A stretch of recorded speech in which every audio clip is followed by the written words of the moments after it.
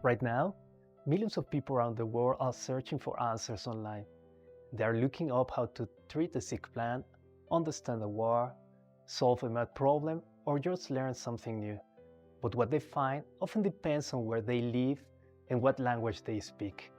This research focuses on analyzing over 500 billion Wikipedia page views and has revealing something profound.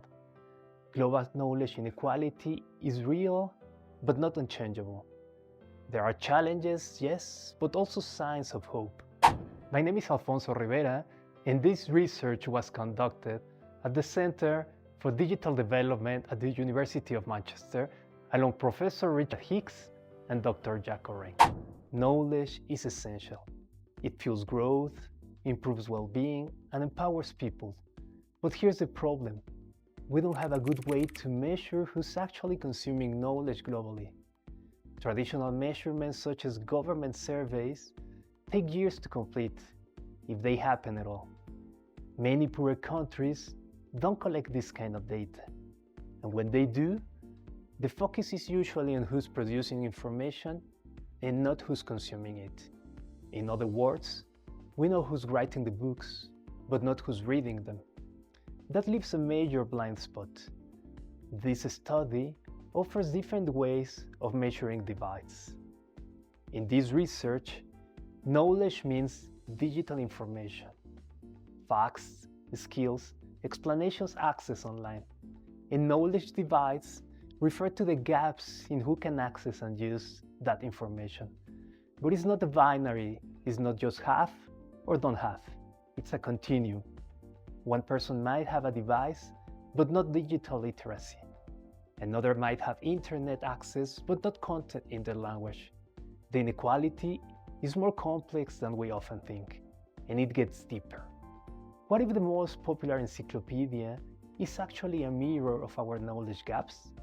Language, geography, and income all play a role in shaping what gets written and what gets left behind. Wikipedia doesn't just reflect knowledge. It actively shapes what we consider worth knowing. It shows us the map of human knowledge. But remember, maps too have borders. So why turn to Wikipedia? Because every single page view leaves a digital trace of what researchers call data exhaust. This study analyzed 560 billion of those traces over 3 years across 247 languages and 249 countries. Essentially the entire world.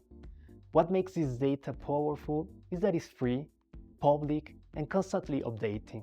Unlike traditional surveys, these digital traces show real behavior in real time. It's like having a satellite that constantly monitors global knowledge. The method was simple yet powerful. Our team extracted public Wikipedia data and calculated the average number of pages read per person per month in each country. We looked at languages, device types, and ran rigorous statistical tests to confirm the patterns we found. First, a clear global imbalance. The United States alone accounts for 22% of all Wikipedia consumption. High-income countries make up 71% of all views. Low-income countries, just 0.8%. But here's the hopeful part. In every single country, even the poorest, people are turning to Wikipedia every month, millions of them. The desire to learn is universal.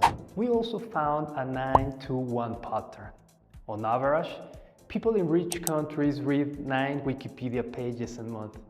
In middle-income countries, 2. In low-income countries, less than 1. But here's why it gets interesting. In low-income countries, 71% of that knowledge consumption happens on mobile devices. Mobile phones are becoming the unexpected gateway to learning. They don't erase barriers, but they do lower them. Another key insight: Language. English dominates the platform with about 7.7 billion views per month, nearly half of all traffic. But there's genuine demand for smaller language too, like Faroese and Estonian. The problem isn't that people are interested in learning in their native languages. The problem is that the content simply doesn't exist.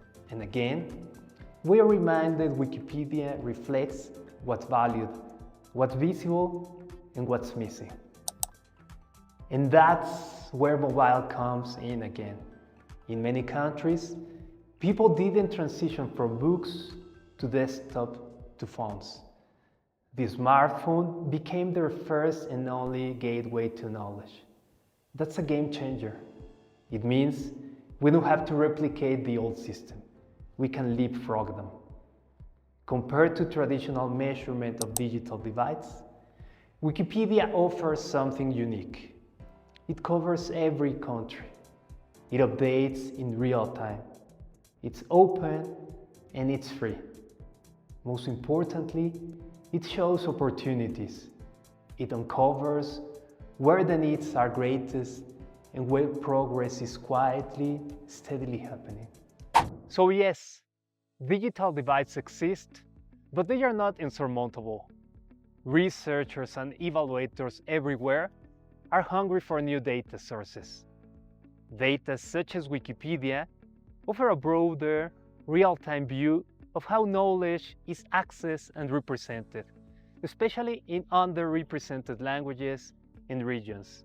When combined with other data, they reveal not just gaps, but real opportunities for inclusive policies and smarter investments. This isn't just a story about inequality. It's also a story about opportunities. The data shows barriers, but it also shows people finding ways to overcome them. We have the tools, mobile technology, open platforms, big data. Now, we need the will to use them equitably.